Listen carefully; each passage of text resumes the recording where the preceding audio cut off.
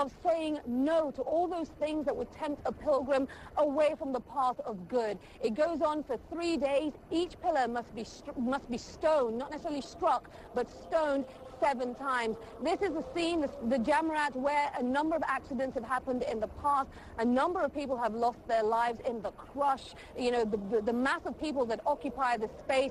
But we just checked in with a Saudi security official. There have been no reports of any accidents up until this point. Now, Stephen, we want to share with our viewers also the story of one pilgrim in particular. Leslie Rowan in this sea of pilgrims stands out. She's an American-born Muslim convert.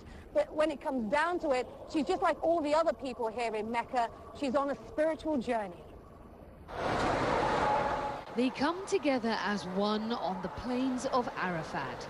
Under the hot Saudi sun, nearly 3 million Muslims spend the day in prayer and meditation, all hoping God will hear their prayers on this, the second day of the Hajj. Muslims believe this ritual is a dress rehearsal for the Day of Judgment, and when the sun sets, the pilgrimage reaches its climax. This is a day of forgiveness, a day of emancipation, a day of forgiveness. And that's what Hajj is all about, is becoming a newly born person. For Leslie Rowan, an American-born Muslim convert, the experience of performing her first Hajj is a dream come true. We spoke to her just hours before she set out for Arafat. Just thinking about the day's significance filled her with emotion. I'm going to be praying for forgiveness for my sins, and that, I think, is what we all are after. And, you know, there are a lot of things that we do consciously and unconsciously. I want a closer relationship with God.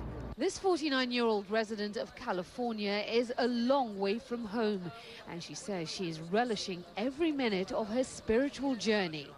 But she admits performing the ritual of circumambulating the Kaaba is at times physically overwhelming. There are times when you have to kind of put down that spiritual piece of it and just focus on staying safe. She converted to Islam 3 years ago because she'd grown dissatisfied with Catholicism. In Islam, she says she found the connection to God she'd been yearning for.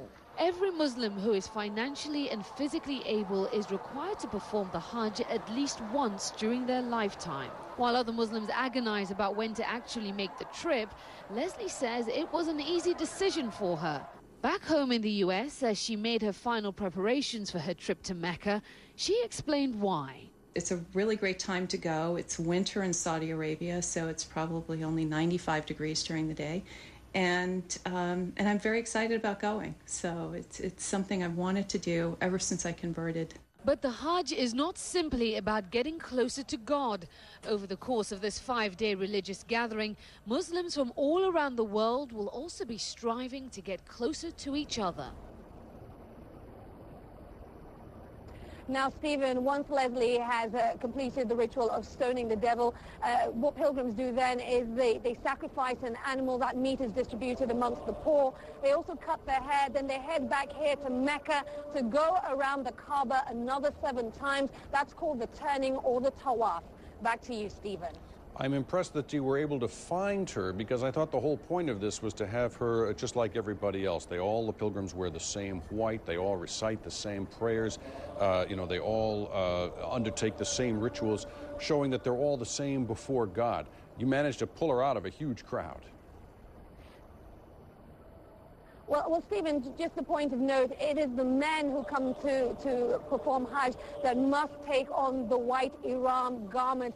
All pilgrims will be in a state of ihram, which is a state of purity. But in terms of the actual outfit, it's men that must wear the white, so it makes it much harder to pick them out. Women, when it comes down to it, aren't actually bound to wear any color in particular. It has just become a norm that women tend to wear white along with the men. The only thing women must not do here at the Hajj is cover their faces, even if that's what they do back at home. Stephen. Fascinating insights. Aisha, thank you for that. We'll look forward to seeing you later in the week as well. That holiday that Aisha mentioned, Eid al-Adha, is the cause of another major development in Saudi Arabia, which has captivated the world. The king has overruled a court's decision to punish a woman who had been gang raped. But this story, which drew so much attention internationally, is getting very little coverage at home, as Wilf Dinnick explains. The king called it an animalistic act and ordered both the woman and her companion to be pardoned. The newspaper that broke the story featured a carefully worded statement. The king did not say the courts were wrong,